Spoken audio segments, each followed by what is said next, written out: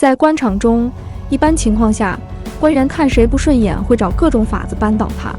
但有一个奇人，满朝官员都看他不顺眼，对付他的办法却是帮他买官高升，求他到别处任职。这个做官做到独此一份的奇人就是海瑞。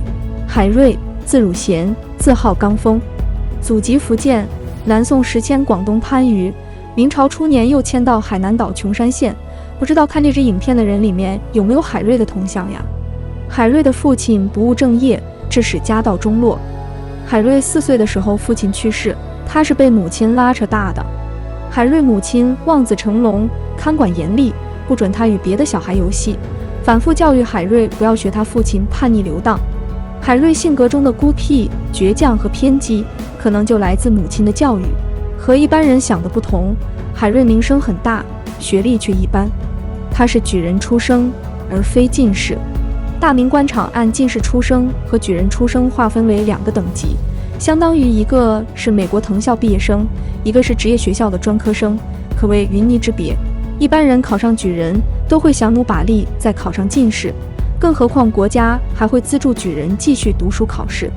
但海瑞对学历无所谓，他只想尽快进入实干的岗位，所以海瑞选择听从吏部选调，去福建南平县做教育。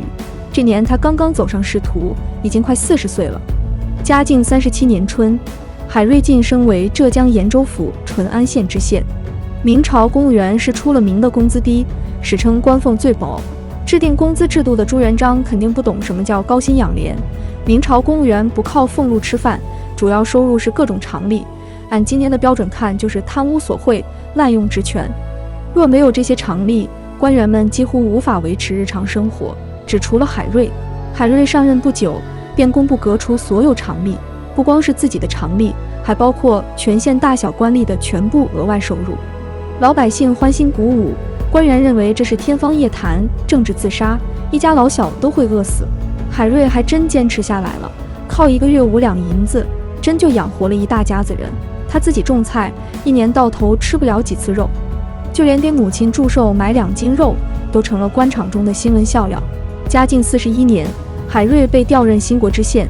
由于在当地大搞反腐倡廉运动，苦不堪言的地方势力和腐败官员千方百计买通中央，给海瑞升官。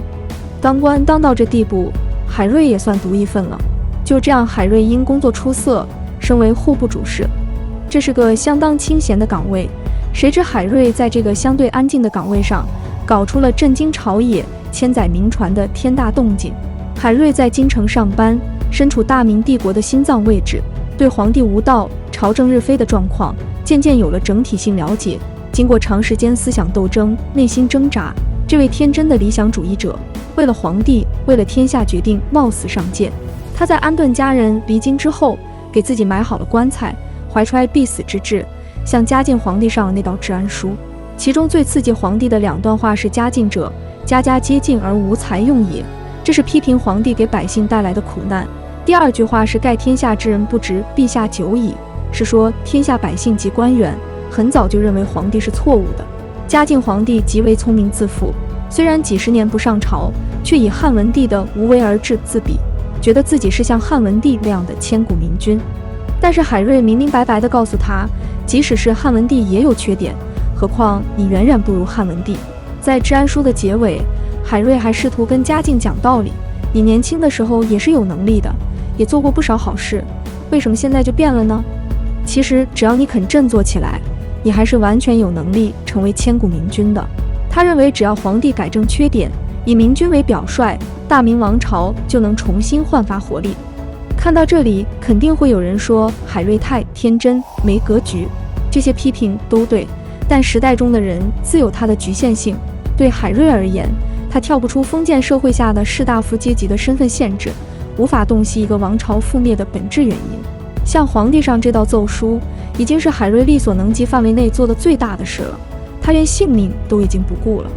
然而，即使是这点努力，也以失败告终。嘉靖皇帝不但没有接受海瑞的直言劝谏，反而气得浑身发抖。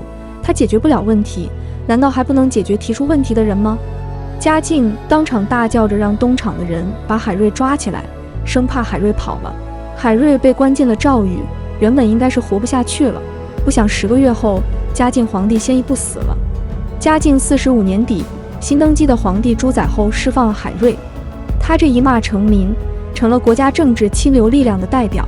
但朝廷也为难，海瑞名声在外，必须要提拔，可他又太过刚愎自用，与官场格格不入。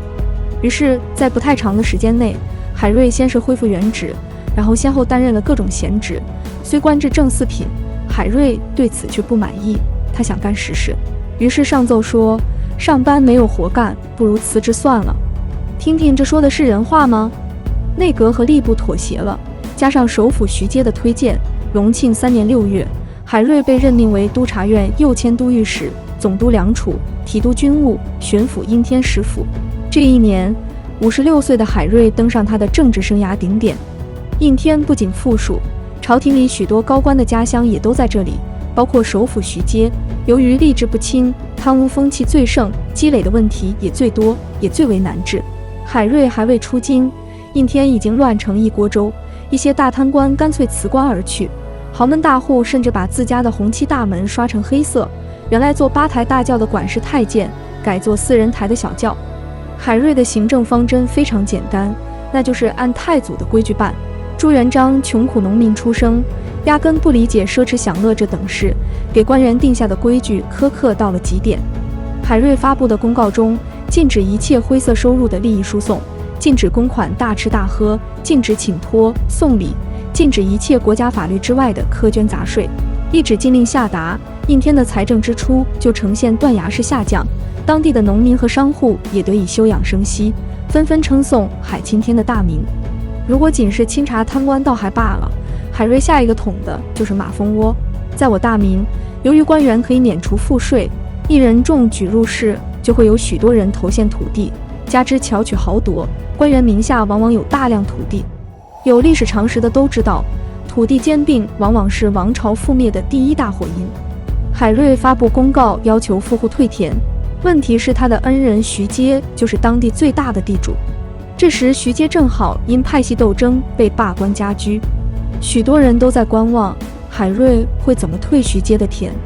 没想到海瑞铁面无私，对恩人也不留情，强迫徐阶退田，并逮捕了他弟弟徐志，将其违法的2个儿子和子侄也问罪制裁。此事在当时影响很大，连徐阶的面子都不好使，许多相关近身也都跟着退了田。徐阶气愤之下，与曾是政敌现为首辅的高拱请和侍将，高拱目的达到后也笑脸相迎，二人在扳倒海瑞上心照不宣。徐阶还给宫中太监写信，在隆庆皇帝耳边吹风，说海瑞坏话，告状的太多，皇帝心也没底，只能把海瑞撤回来。海瑞在巡抚岗位上轰轰烈烈只干了8个多月，他震惊愤怒，给皇帝写了封辞职信，告养病书。如果说治安书是海瑞第1封有名的骂皇帝的信，那么这封信是他第2封有名的骂满朝大臣的信。在信中，他把自己作为标准，要是全社会的人都像自己这样，天下就可以太平了。同时痛斥举朝之事，皆妇人也。骂完之后，海瑞挂冠而去。朝廷虽然震怒，却无可奈何，只能令海瑞返回原籍。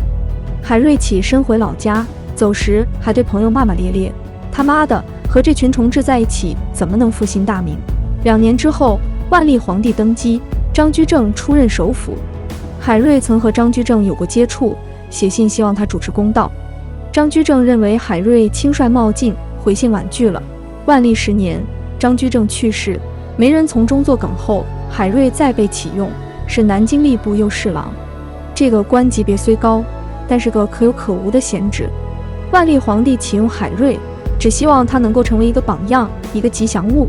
大学士申时行自然理解皇帝的旨意，给海瑞写信说，老兄一直住在乡下，对朝廷和官场的情况并不十分了解。潜台词很清楚了，你做做点缀就好，别惹什么事了。诏书一到，海瑞即刻准备。有人劝他别再干了，海瑞不肯；也有人劝他，朝廷给你扔到山野里10多年，你怎么也得端架子1、2次。海瑞不屑这种表面清高，很快启程上任。到南京后，海瑞照例开始反腐，他上书要求恢复太祖时期的律法，凡贪赃在80贯以上的官员都要处以剥皮食草的酷刑。官员们震惊了，惊慌不已的官员拿海瑞没办法，只好再给他升官。万历14年，海瑞升为南京督察院右都御史，又是个闲职，整个南京御史台甚至都不需要上班。可海瑞不这么看，他总想为百姓多做点事。他首先整顿纪律，要求所有人天天坐班，谁迟到了就罚俸。御史陈海楼的家人到市场上用官员红票买米，只付给一半价钱，这其实是官场惯例。海瑞得知后，将其家人责打30大板，并代加示众。还有一位御史过生日，在家摆宴，并请戏班子唱戏。海瑞搬出太祖定下的规矩，将御史责杖一顿。南京的御史们不堪其苦，纷纷弹劾海瑞，采用莫须有的老办法对海瑞进行人身攻击，一时拥护者和反对者争辩不休。皇帝下结论，海瑞可用作为门面写到书上，却不可施用于实际。在举世皆浊我独清的境遇中，即使是海瑞也心灰意冷了。他7次打辞职报告，皇帝次次不准。万历精明着呢，他可不想留下放逐清官的骂名。万历15年10月，海瑞病故于南京任上。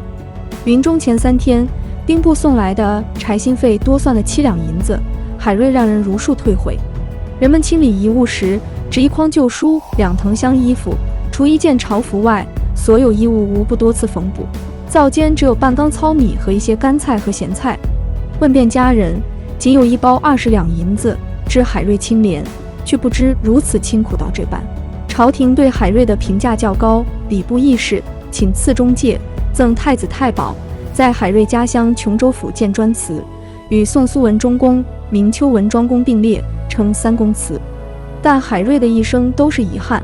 海瑞的矛盾之处在于，表面上大家都奉为神明的圣人理论，只有他一个人当了真。实际上，虽然大家都在称颂圣人的说教，但却都知道这是忽悠贱民的，只能用来要求百姓，不适合要求自身。